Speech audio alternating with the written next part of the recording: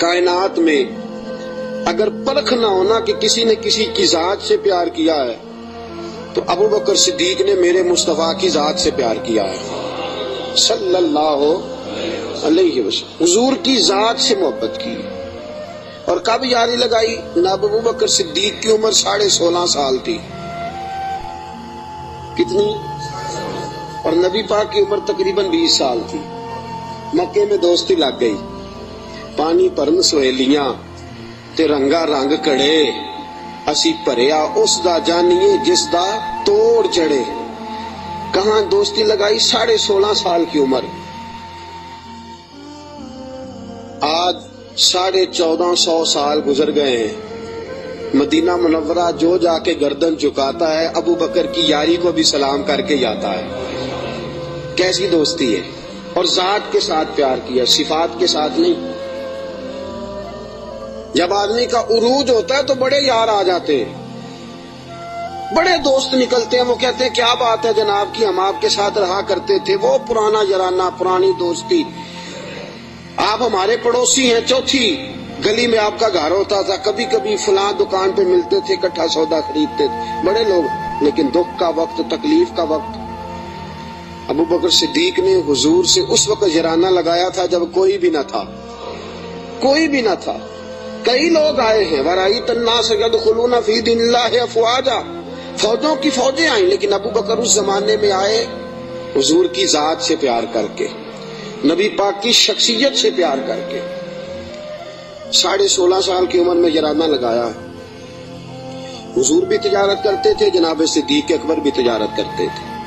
جب جناب خدیجہ الکبریٰ سے نبی پاک علیہ الصلوۃ والسلام کا نکاح مبارک ہوا تو حضور اسی محلے میں چلے گئے جہاں حضرت خدیجہ کی رہائش تھی۔ تو اسی محلے میں، جس کو آج شار ابراہیم خلیل کہا جاتا ہے، اسی محلے میں مکہ مکرمہ میں جناب صدیق اکبر کا گھر تھا۔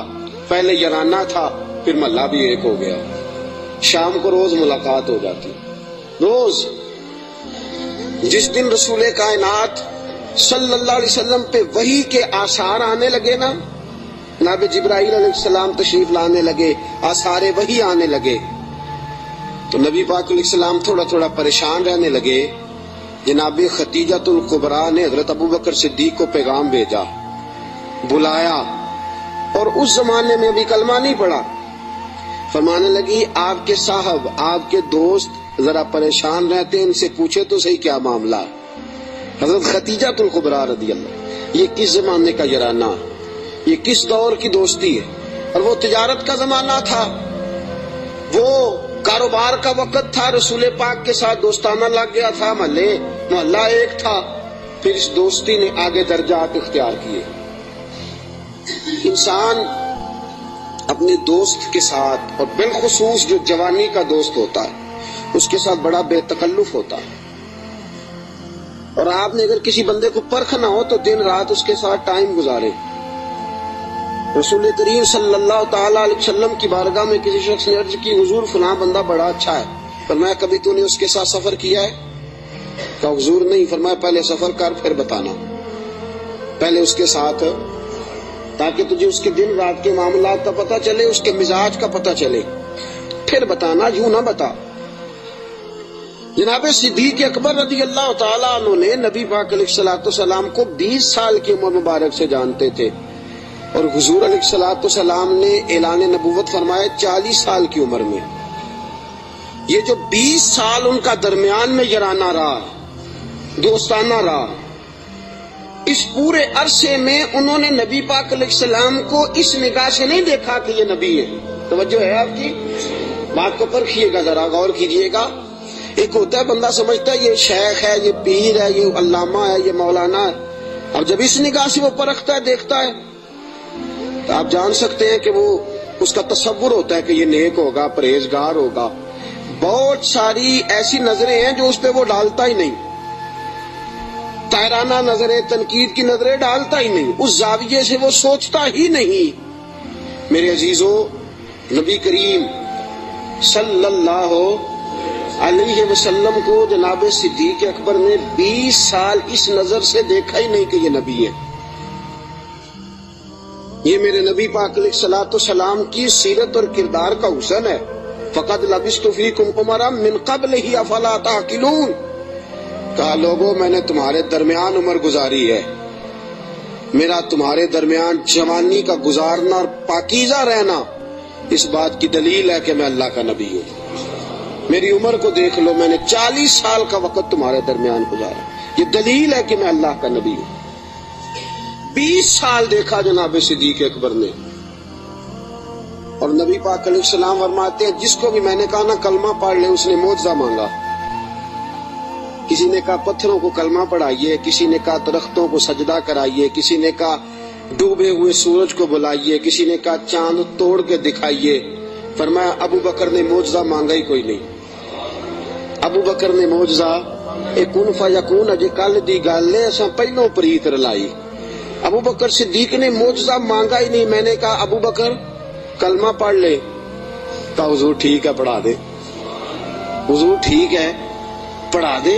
نبی پاک علیہ السلام کا کلمہ پڑھ لیا جناب صدیق اکبر نے۔ دوستو، ابو بکر صدیق مکہ مکرمہ کے ایک سنجیدہ ترین شخص کا نام ہے۔ یہ جذباتی آدمی نہیں، وہ جی غریب آدمی تھا، چلا گیا پیر صاحب کے پاس، مرید ہو گیا، ساری دن کی خدمت میں گزار دی۔ یہ ایک بہترین تاجر ہے، یہ وہ شخص ہے جس کا مکہ مکرمہ سے لے کر مدینہ طیبہ تک اور شام کی سرحدوں تک تجارت کا مال پھیلا ہوا ہے۔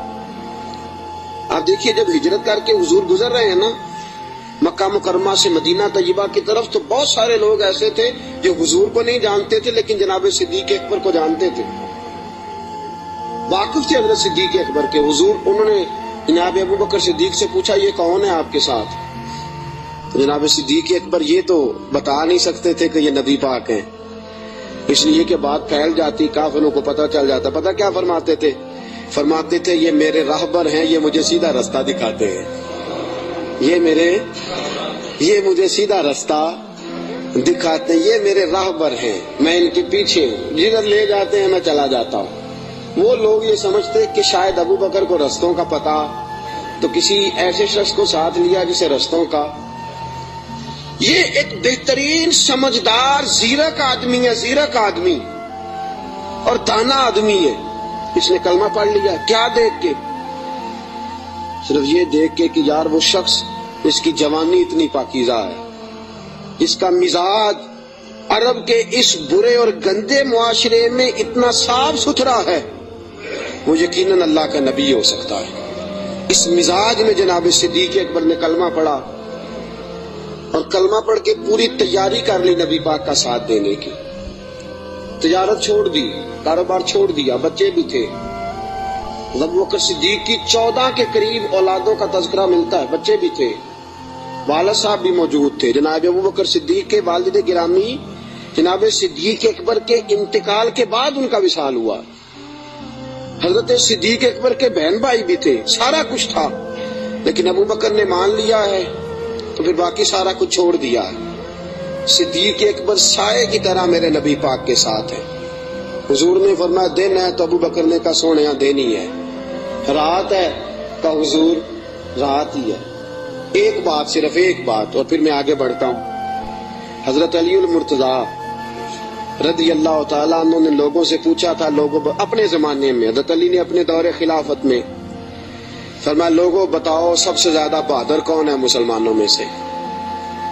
انہوں نے کہا حضور آپ علی ہیں، اسد اللہ و رسول آپ کا لقب ہے، آپ ہی سب سے زیادہ بہادر ہیں، اور کون ہوگا؟ تو جناب علی المرتضیٰ نے فرمایا مکہ مکرمہ میں ایک دن ایسا بھی آیا تھا کہ میرے سامنے کافروں نے رسول پاک کو پکڑ لیا تھا، اور سارے مل کے اللہ کے حبیب پہ تشدد کر رہے تھے معاذ اللہ۔ کوئی گلے میں چادر ڈال کے اس کو مروڑتا تھا، اس کو جو ہے وہ کھینچتا تھا، اور حضور کی مقدس آنکھیں باہر نکل آئیں۔ فرمایا کوئی نبی پاک علیہ الصلوۃ والسلام کو مارتا تھا۔ فرماتے ایک شخص زور سے پکارا ابو بکر کو بلاؤ، ایک شخص زور سے پکارا ابو بکر کو۔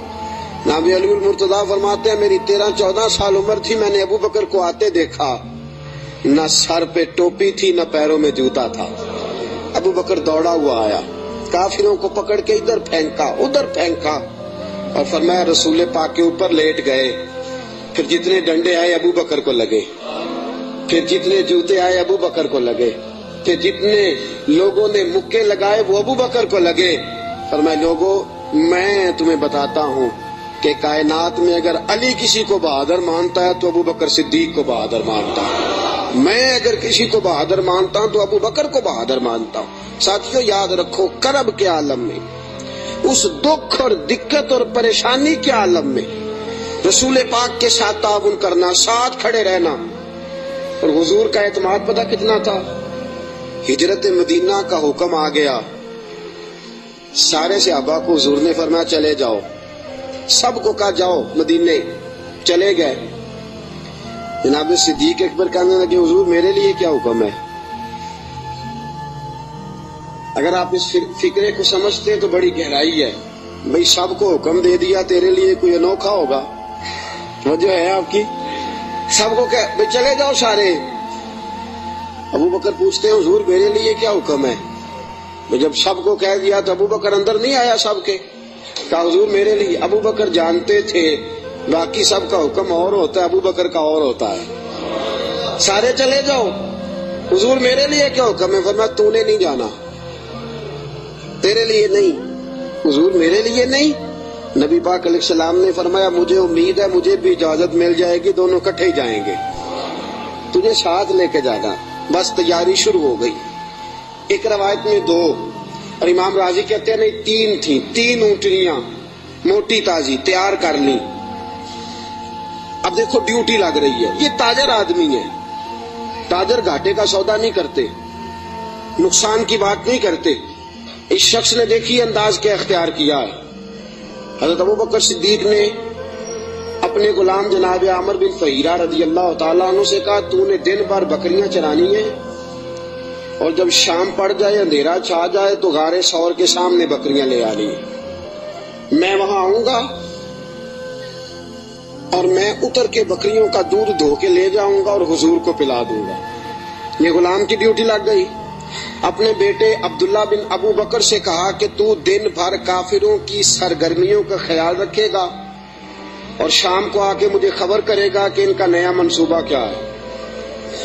अपनी बेटी हजरत अस्मा बिनत अबी बकर से फरमाया बेटी डेली ताजा खाना पका के लाना, ताजा खाना, और देखना शाम को खाना लाए तो इतना लाना कि सुबह भी खा सके। अबू बकर सिद्दीक रज़ी अल्लाह ताला अन्हु के पास 40,000 दिनार थे घर में पड़े हुए। वालिद साहब नाबीना थे। अबू बकर सिद्दीक ने 40,000 दिनार थैले में डाले, उस जगह छोटे छोटे पत्थर रखे, ऊपर कपड़ा डाला और फरमाया बेटी अगर अब्बा जी पूछे ना पैसे तो नहीं ले गया अबू बकर, तो उनका हाथ पकड़ के कपड़े को लगा देना, वो समझेंगे पैसे इधर ही है। लिहाजा सारा कुछ तैयार करके सिद्दीक अकबर अब तैयार हैं, कब बुलावा आता है। सैयदा तैयबा ताहिरा हजरत आयशा सिद्दीका फरमाती हैं अबू बकर के घर को ये शान हासिल थी कि रसूल पाक दिन में 2 मरतबा अबू बकर के घर आया करते थे। सुबह भी आते थे, शाम भी आते थे, 2 मरतबा दिन में तशरीफ लाते थे। फरमाती हैं रात का वक़्त है, मेरे वालिद गिरामी को हुजूर ने कह दिया है, उधर सारे काफिरों ने नबी पाक अलैहिस्सलाम का मकान मुहासरा कर लिया है। हुजूर घर से निकले, अबू बकर के दरवाजे पे दस्तक देने लगे, हाथ रखा, दरवाजा खोल गया। हाथ आधी रात का वक्त है, हाथ रखा दस्तक देने के लिए, दरवाजा खोल गया। दरवाजा खुला तो अबू बकर दरवाजे के पीछे खड़े हैं। हुजूर ने फरमाया तू सोया नहीं, तू जाग रहा है? क्या सोने जिस दिन आपने फरमाया था ना जाना है, सारी रात ही दरवाजे पे खड़ा रहता हूँ। सोना किसको याद है? सोना मरने के बाद भी मेरी आंखें खुली रही, मरने के बाद भी मेरी आंखें खुली रही। मुझे आदत जो पड़ गई थी तेरे इंतजार की, का या रसूल अल्लाह जिस दिन फरमाया था जाना है, सारी रात दरवाजा खोल के इंतजार करता हूँ, सोना जब भी आएगा फौरन निकलेंगे।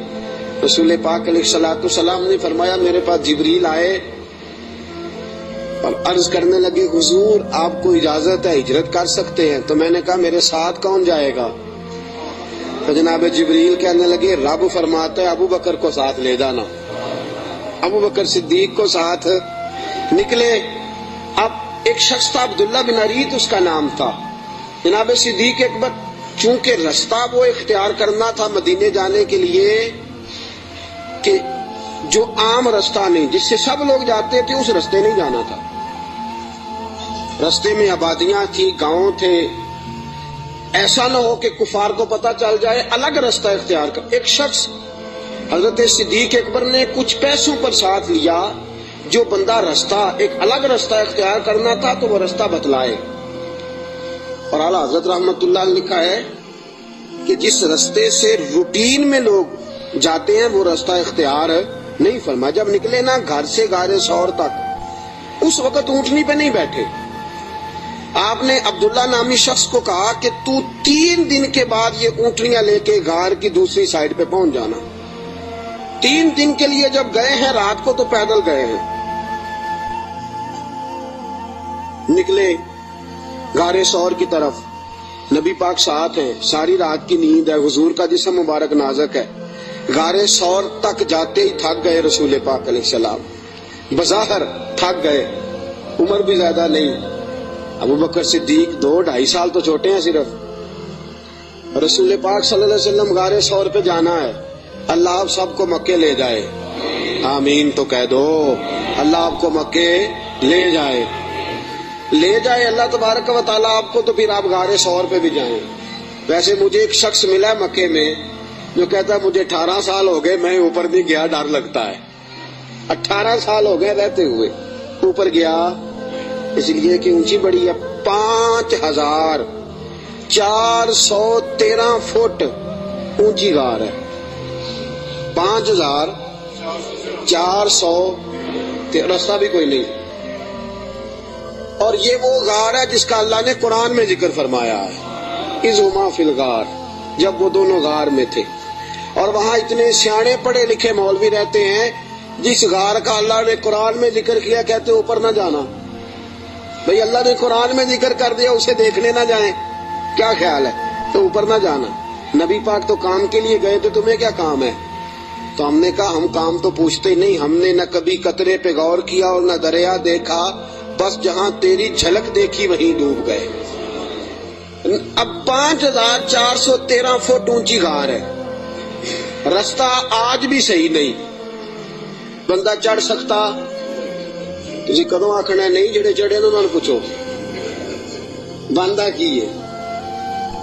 5413 فٹ اونچی غار ہے، رستہ آج بھی ٹھیک، حالانکہ بڑا بن گیا، بڑا بنایا لوگوں نے، کوشش کر کے ہمت کر کے بنایا، لیکن آج بھی رستہ ٹھیک.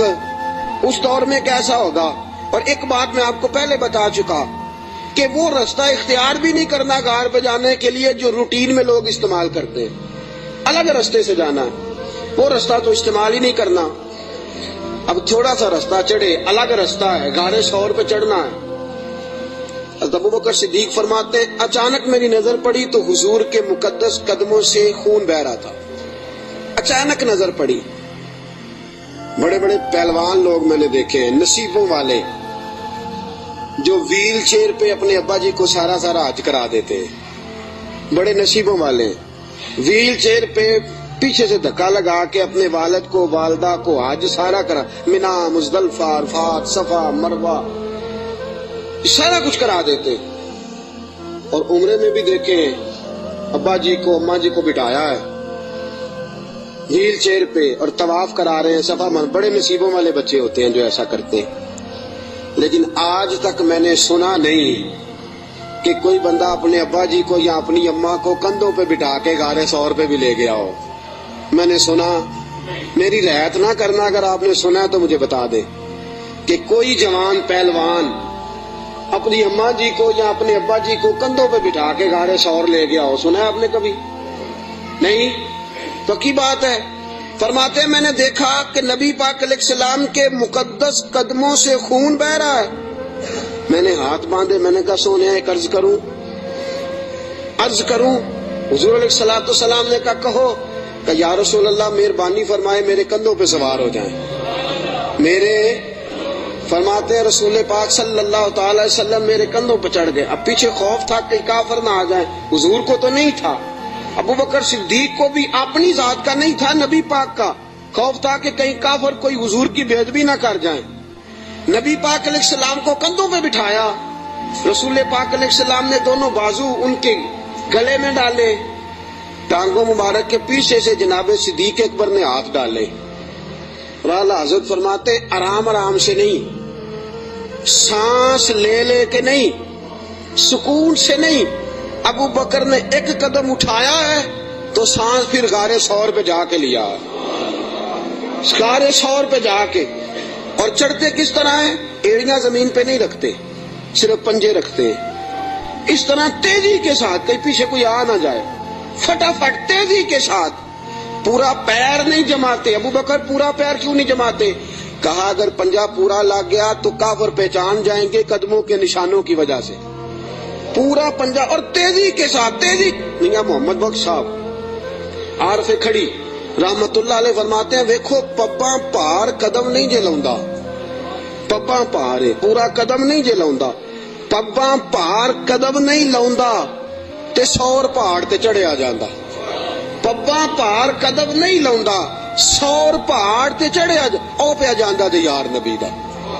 تیز تیز جا رہے تھے نا تو بزرگوں نے اس کی منظر کشی کی, تیزی سے بات کی. او پہ پباں پار قدم نہیں جے لاؤندا, سور پہاڑ تے چڑھیا جاندا اے او پہ جاندا تے یار نبی دا. پباں پار قدم نہیں لاندا, سور پہاڑ تے چڑھیا جاندا او پہ جاندا تے یار نبی دا. اے اصلی دلدار نبی دا, اے اصلی دل. اب غار ثور پہ پہنچ گئے, بس ٹھیک ہے, سانس لینا چاہیے, آرام کرنا چاہیے. حضور کو بٹھایا, 4 چادریں ہیں صدیق اکبر کے پاس. ایک چادر ہے گلے کے اندر رکھی, 2 چادریں سینہ بند کے طور پہ باندھی, چوتھی پگڑی ہے سر پہ. جناب صدیق اکبر نے چادر کھولی, نبی پاک کے نیچے بچھائی. کا حضور آپ بیٹھے, میں ذرا اندر جا کے دیکھ لوں غار میں کچھ ہو ہی نہ. امام فخر الدین رازی فرماتے ہیں غار ثور میں 70 سوراخ تھے. کتنے؟ ماجرا کیا تھا؟ ماجرا یہ تھا کہ جناب عیسیٰ علیہ السلام اپنے امتیوں کو تبلیغ فرما رہے تھے. تو جناب عیسیٰ علیہ السلام نے فرمایا کہ آخری جو پیغمبر آئیں گے بڑی شان والے ہوں گے, بڑی عظمت والے ہوں گے, جو ان کو ایک نظر دیکھ لے گا ایمان کی حالت میں, اللہ اس پر بھی جہنم حرام فرما دے گا. ایک بار جو ایمان کی حالت میں دیکھ لے گا, دوزخ کی آگ سے بچ گیا, خاتمہ بالخیر ہو گیا تو بچ گیا. ایک سانپ بھی تقریر سن رہا تھا. کون؟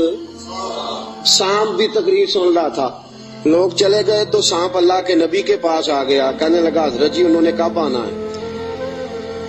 اس پیغمبر نے, حضرت عیسیٰ علیہ السلام نے فرمایا میرے جانے کے 600 سال بعد. کہنے لگا کہاں آئیں گے, کہاں رکیں گے, کہاں ٹھہریں گے, میں نے زیارت کرنی ہے. آپ نے فرمایا 600 سال کون انتظار کرتا ہے؟ کہا حضور دل میں محبت آ گئی ہے, آپ مجھے بس بتا دیں سونے کا رستہ کون سا ہے, راہ کون سی ہے. انتظار کرنا اور انتظار کے اندر اپنے آپ کو زندہ رکھنا اللہ کے فضل سے یہ میرا کام ہے, آپ مجھے بتائیں. حضرت عیسیٰ علیہ السلام نے فرمایا وہ مکے میں آئیں گے, ہجرت کر کے مدینے جائیں گے.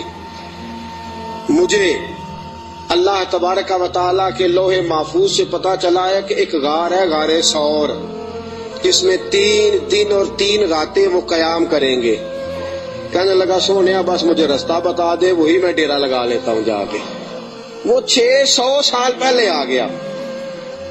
جب وہ غار ثور میں پہنچا, اس نے سوچا کہ غار ثور میں آ گیا ہوں تو اس میں حضور تشریف لائیں گے تو نبی پاک بیٹھیں گے بھی, آرام بھی کریں گے, لیٹیں گے بھی. میں اتنے سوراخ بنا لیتا ہوں کہ اگر 10 15 20 30 بند بھی ہو گئے تو کوئی نہ کوئی تو کھلا رہے گا ہی نا, تو میں باہر آ کے زیارت کر لوں گا, کرنی تو زیارت ہے. اس نے 2 4 10 سوراخ نہیں کیے, پورے 70 کیے, 70 کیے. اب وہ اس کا اپنا عشق تھا اور یہ جو اندر بند کرنے گیا اس کا اپنا عشق تھا.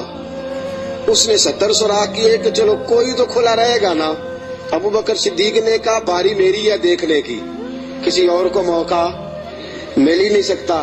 جناب صدیق اکبر رضی اللہ تعالیٰ عنہ نے سارے کپڑے پھاڑ دیے اپنے، ساری چادریں، ساری پگڑیاں، 69 امام راضی کہتے ہیں 69 سوراخ بند کر دیے، کپڑا ہی ختم ہو گیا، 70 کے لیے کپڑا بچا۔ اور فرماتے ہیں حال یہ تھا کہ آپ جو سوراخ بند کرتے سانپ دوسری طرف بھاگ جاتا، ادھر سے بھی بند کر دیتے، تیسری طرف بھاگ جاتا، ادھر سے بھی بند کر دیتے، 69 سوراخ بند۔ 70ویں سوراخ کی باری آئی، ابوبکر صدیق نے کہا حضور آ جائیں، نبی پاک اندر تشریف لے آئے۔ اب آتے ہی میرے حبیب کا پہلا جملہ یہ تھا میں نے آرام کرنا ہے۔ بھئی اس خوف میں، اس عالم میں نیند تو نہیں نہ آتی، لیکن حضور جانتے تھے میرے رب کا وعدہ ہے کہ وہ لوگوں سے میری حفاظت کرے گا، مجھے کچھ نہیں ہونے والا۔ ابوبکر صدیق نے اس جگہ ایڑی رکھی جو سوراخ خالی تھا، حضور کو گودی میں لٹا لیا۔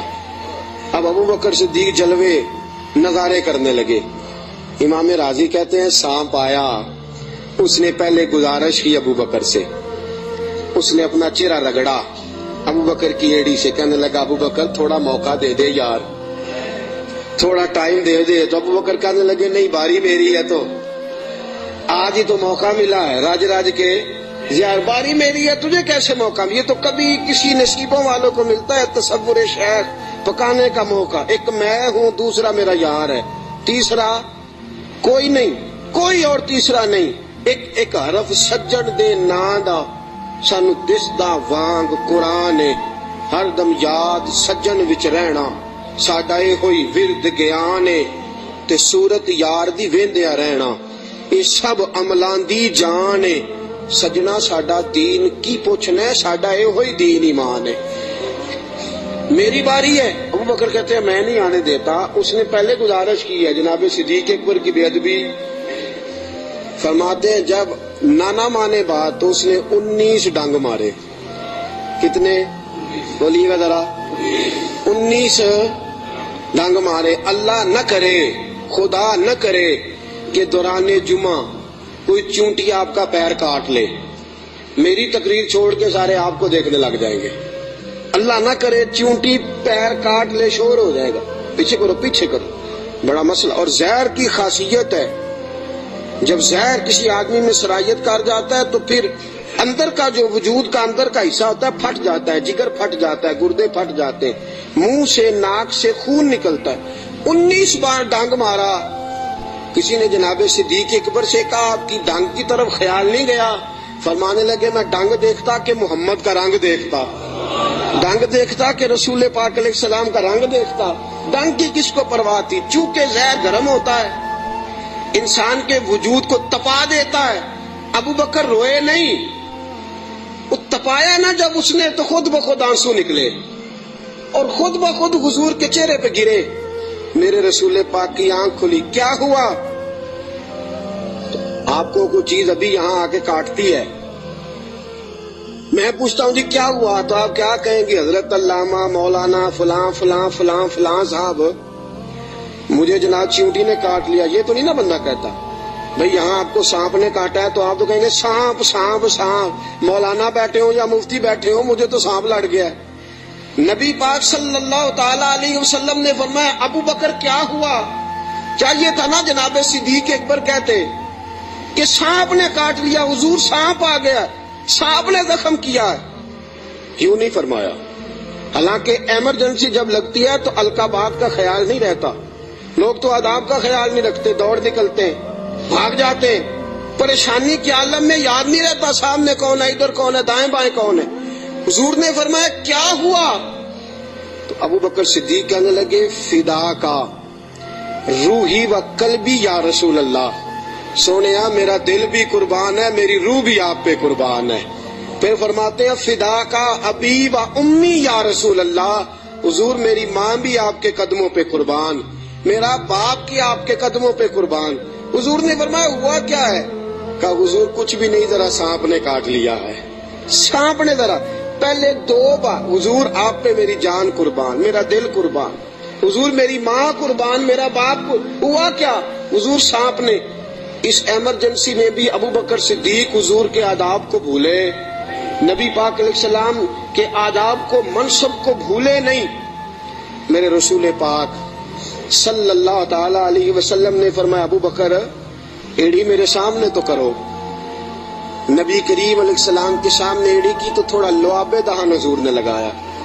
ابو بکر صدیق فرماتے اس گرمی کے موسم میں مصطفیٰ کا لعاب لگا 19 بار ڈنگ کا پتہ بھی نہیں چلا تھا. لعاب دہن نے پورے وجود میں ٹھنڈ پیدا کر دی, پورے وجود میں ٹھنڈک پیدا ہو گئی.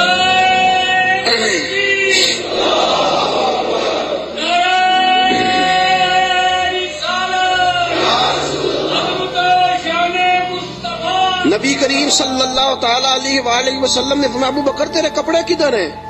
کہا سونیا 3-4 لے کے آیا تھا, سارے ٹکڑے ٹکڑے کر کے میں نے لگا دیے ہیں. میرے حبیب پاک نے ہاتھ اٹھائے اور دعا کیا دی, کہا اے اللہ جس طرح میں اور ابو بکر غار میں کٹھے ہیں ہمیں جنت میں بھی کٹھا ہی رکھنا. یا اللہ جس طرح ہم غار میں کٹھے ہیں جنت میں بھی کٹھا ہی رکھنا. میرے رسول پاک علیہ السلام نے. اب دیکھیے اگلا منظر کیا ہے. شام کو بیٹی کھانا پہنچاتی ہے, غار سور پہ چڑھ کے جاتی ہے بچی.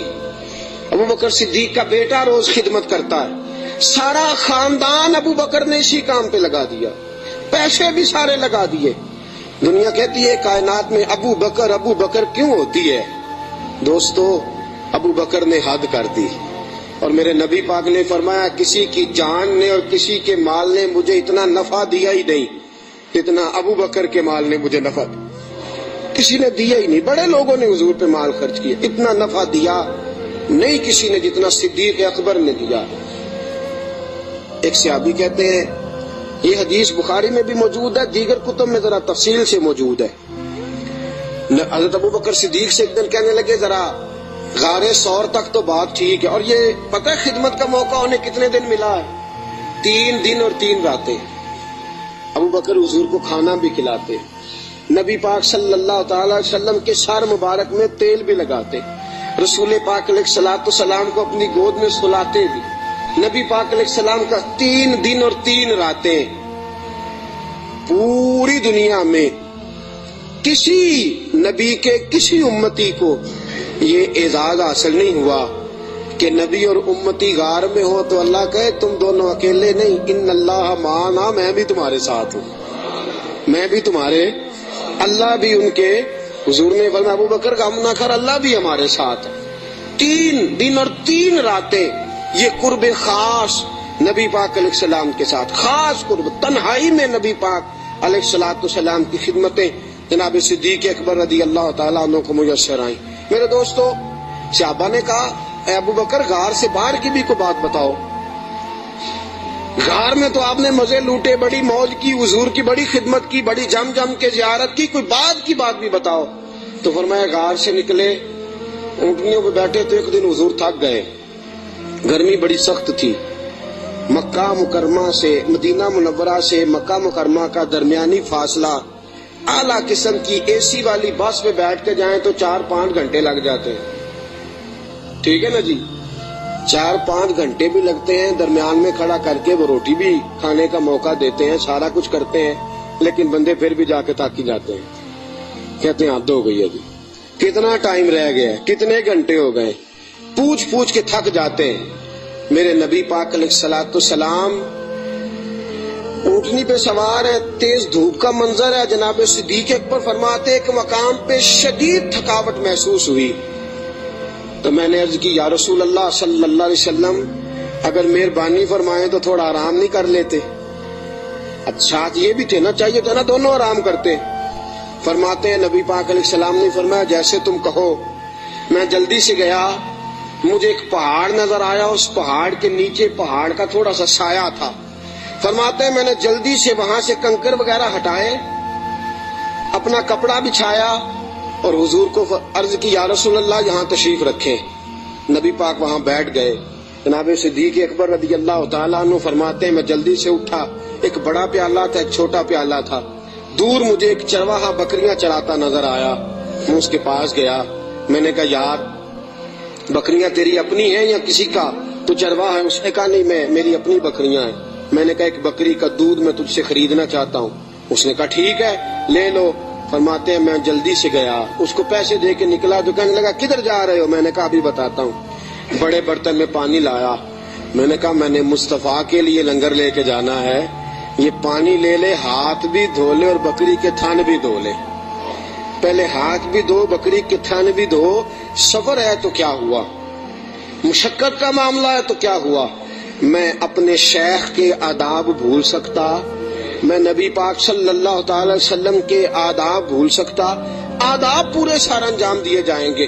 محبوب کریم صلی اللہ تعالی علیہ وسلم کے لیے دودھ لایا، فرماتے ہیں دودھ لے کے آ گیا، جب پہنچا تو اللہ کے حبیب سو گئے تھے۔ اب حضور آرام فرمائے، میں نے تھوڑا سا اس میں ٹھنڈا پانی ڈالا، دودھ کو ٹھنڈا کر لیا۔ فرماتے ہیں دودھ کا پیالہ لے کے حضور علیہ السلام کے سرانے والی سائڈ پہ بیٹھ گیا۔ میں نے کہا جگانا نہیں، سونا جب اٹھے گا تب بھی پیش کر دوں گا۔ یاد رکھیں سفر میں انسان پریشان ہو جاتا ہے، روایت میں آتا ہے سفر عذاب کا ٹکڑا ہے، دقت ہو جاتی ہے، انسان بھول جاتا ہے اپنا آپ بھی۔ لیکن جناب صدیق اکبر نبی پاک کے آداب کو بھولے؟ بھئی آپ بھی تو تھکے ہوئے ہیں، آپ بھی تو ساتھ بیدار ہیں، آپ بھی تو سارا کچھ کر رہے ہیں، لیکن ابو بکر صدیق رضی اللہ تعالیٰ عنہ دودھ کا پیالہ لے کے سرانے بیٹھے رہے۔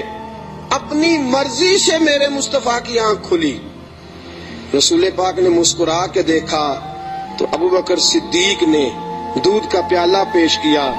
جب رسول پاک نے ٹھنڈا ٹھنڈا دودھ پیا، ابو بکر تیرے نصیبوں پہ قربان جائیں، اعلیٰ حضرت فرماتے ہیں حضور نے بچا ہوا دودھ ابو بکر کو عطا فرمایا۔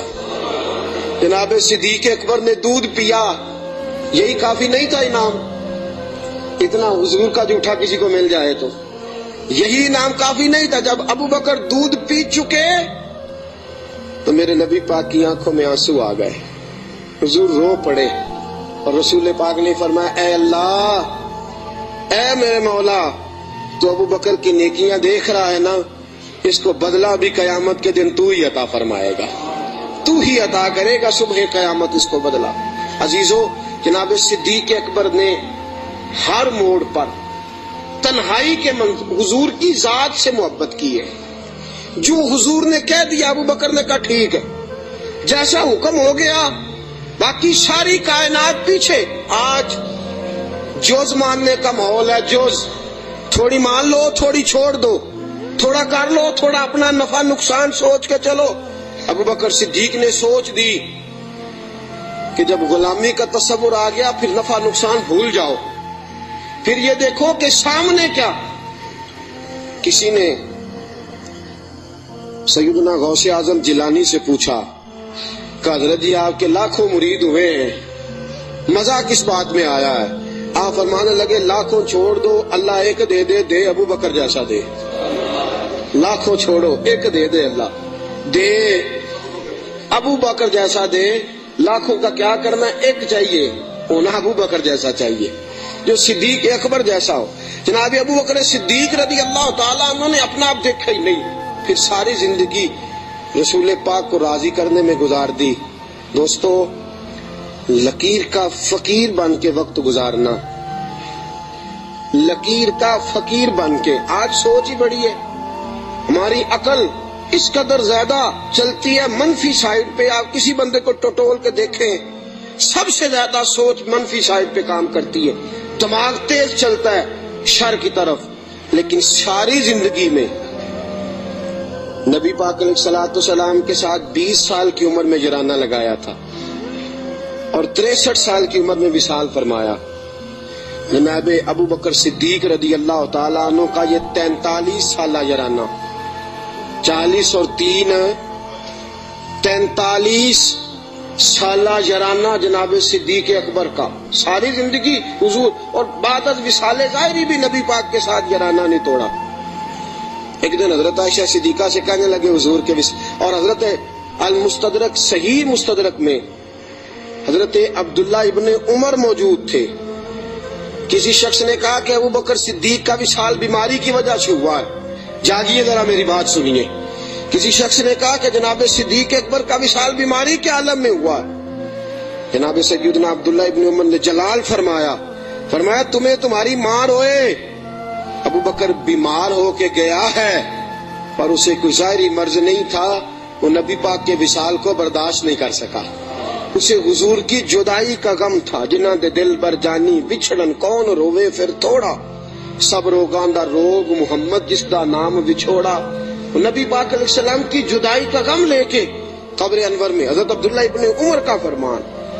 عزیزو، جناب صدیق اکبر نے حضرت عائشہ سے فرمایا، بیٹی وہ چارپائی مل سکتی ہے جس پہ حضور نے وصال فرمایا تھا؟ کہا مل سکتی ہے۔ کہا مجھے بتا سکتی ہو؟ چارپائی آ گئی۔ حضور اس وقت کس سائیڈ پہ لیٹے ہوئے تھے؟ کعبہ جی اس جانب حضور کا رخ تھا کعبے کی طرف، ابو بکر کعبے کی طرف ہو گئے۔ کہا حضور نے آخری موقع پہ کیا استعمال کیا تھا؟ نبی پاک نے مسواک استعمال کی تھی۔ کہا بیٹی مسواک لاؤ۔ کپڑے کس رنگ کے پہنے تھے؟ ابو بکر اس رنگ کے پہنے تھے۔ بیٹی تھی نا جس سیدہ عائشہ، رو پڑی۔ کہا ابا جی آپ کیوں ایسے سوالات کرتے ہیں؟ کہا بیٹی زندگی مصطفیٰ کے نام پہ گزار دی ہے، میرا تو اور تعارف ہی کوئی نہیں، نوکر بن کے وقت گزارا، نوکری کی ہے زندگی میں، اور تعارف ہی کوئی نہیں، میں نے تو اور کچھ کمایا ہی نہیں، میں اپنی حیاتی تو قربان جاواں، بس محمد محمد پکیندے گزر گئی، اور تو کچھ کٹھا ہی کوئی نہیں کیا۔ میرے ساتھ جو تاجر تھے انہوں نے جائیدادیں بنائی، اور میرے ساتھ جو کاروبار کرنے والے تھے انہوں نے پیسے بنائے، پر میں اپنی حیاتی تو قربان جاواں، میری تے محمد محمد پکیندے گزر گئی، اور تو کوئی کام کیا ہی نہیں، بس اسی کام میں گزر گئی۔ دل کرتا ہے، میرا دل کرتا ہے کہ مروں بھی اس طرح جس طرح رسول پاک نے وصال فرمایا تھا۔ بیٹی میرا دل کرتا۔ حضرت عائشہ صدیقہ رضی اللہ تعالیٰ عنہا عرض کرتی ہیں کہ آپ اس قسم کی باتیں کیوں؟ کہا بیٹی ایک آخری جواب دے دے، حضور کا وصال ہوا تو دن کون سا تھا؟ حضرت عائشہ صدیقہ فرماتی ابا جی پیر کا دن تھا۔ فرمایا بیٹی پھر تو دعا کر اللہ مجھے منگل نہ دکھائے، دعا کر اللہ مجھے منگل نہ دکھائے یہ وقت۔ دوستو، جناب صدیق اکبر کا وصال ہوا تو علی المرتضیٰ جیسا شیر چارپائی کے سرانے کھڑا ہوا، تو حضرت ابو بکر کی چارپائی کے سرانے کھڑے ہو کے علی المرتضیٰ رو رو کے بےحال ہو گئے اور کہنے لگے لوگ کہتے ہیں ابو بکر چلا گیا ہے، مجھے تو لگتا ہے دنیا سے مصطفیٰ کی تصویر رخصت ہو گئی ہے۔ لوگ کہتے ہیں ابو بکر گیا، اور مجھے لگتا ہے کہ یہ وفاؤں کا جنازہ ہے، یہ آج جو ہم جنازہ پڑھیں گے یہ محبتوں کا جنازہ۔ کائنات میں وفا جس کا نام تھا، اور کائنات میں نوکری کرنے کا جس نے حق ادا کیا ہے، اور کائنات میں جس نے وفائیں رقم کی، حضرت علی المرتضیٰ شیر خدا رضی اللہ تعالی عنہ نے فرمایا مجھے تو لگتا ہے یہ وفاؤں کے پیکر کا جنازہ ہے۔ ابو بکر صدیق کا جنازہ اٹھا، علی المرتضیٰ میرے حبیب پاک علیہ السلام کے روضہ اطہر پہ کھڑے ہو کے کہنے لگے حضور ابو بکر آیا ہے، یا رسول اللہ ابو بکر آیا ہے۔ اس کا دل کرتا ہے کہ آپ کے قدموں میں جگہ ملے۔ جناب علی المرتضیٰ پیغام دیتے، اور میرے حبیب پاک صلی اللہ علیہ وسلم کے روضے کی کھڑکی کھلتی ہے تو حضور نے فرمایا اس نے نوکری بڑی کی ہے، اس کو قریب لاؤ اور اس کو میرے پہلو میں دفن کرو۔ انسان تو انسان رہے، 70,000 فرشتے عصر کے وقت اور 70,000 فرشتے جو فجر کے وقت مجھ پر سلامی دینے آتے ہیں، میں ان کی ڈیوٹی لگاؤں گا۔ ابو بکر پہ بھی سلام پڑھ کے جانا، صدیق کی عظمت کو بھی سلامی دے کے جانا۔ اللہ کی قسم، جو ابو بکر رضی اللہ تعالیٰ عنہ سے معاذ اللہ کسی وجہ سے اختلاف بھی رکھتا ہے نا، میرے حبیب نے کوئی رنگ ہی ایسا بنا دیا ہے۔ ابو بکر سے معاذ اللہ استغفر اللہ کسی وجہ سے اختلاف بھی رکھتا ہے نا، جب میرے مصطفیٰ کے مواجہ شریف کے سامنے کھڑا ہو کے ہاتھ باندھ کے سر جھکاتا ہے اور حضور پہ سلام پڑھتا ہے، تو قسم اللہ کی ابو بکر کی بارگاہ میں خود بخود ہی سر جھک جاتا، خود بخود سر جھک جاتا۔ قیامت تک لوگ سلامیاں دے رہے ہیں۔ ایک کی کام سیکھا ابو بکر نے، انہوں نے کہا میں نے کل مانا، کل، میں نے جز کی بات نہیں کی، تھوڑا سا مان کے میں نے چھوڑ نہیں دیا، میں نے کل مانا ہے۔ مکے کی گھاٹیاں تھی پھر بھی میں نے کل ہی مانا، غار ثور کی راتیں تھی تو میں نے کل مانا، اور غار ثور سے نکلے تو لوگوں میں نے کل ہی مانا۔ مصطفیٰ نے کہہ دیا تو میں بھاگ گیا اور فرمایا قبر کی دیواروں تک میں نے کل مانا ہے، اور میرے کل ماننے کی منظوری اس دن ہوئی ہے جس دن نبی نے گنبد کا سایہ عطا کر دیا، یہ منظوری ہو گئی۔ تو ساتھیوں یاد رکھنا، کل مانو، جز جز ماننے چھوڑ دو۔ دو گھروں کے مہمان بنو گے کہیں بھوکے نہ رہ جانا، اور دو کشتیوں کے سوار بنو گے تو کہیں ڈوب نہ جانا، آدھے تیتر آدھے بٹیر بن کے وقت گزارو گے تو الجھ جاؤ گے۔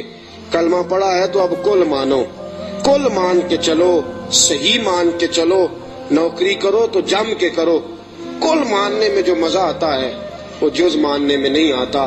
کل مان کے زندگی گزارو، پھر دیکھو کیسی محبتوں سے گزرتی ہے اور کیسی عقیدتوں میں گزرتی ہے۔ ہمیشہ مدحت خیر الانام میں گزرے، دعا ہے یہ عمر درود و سلام میں گزرے۔ وآخر دعوانا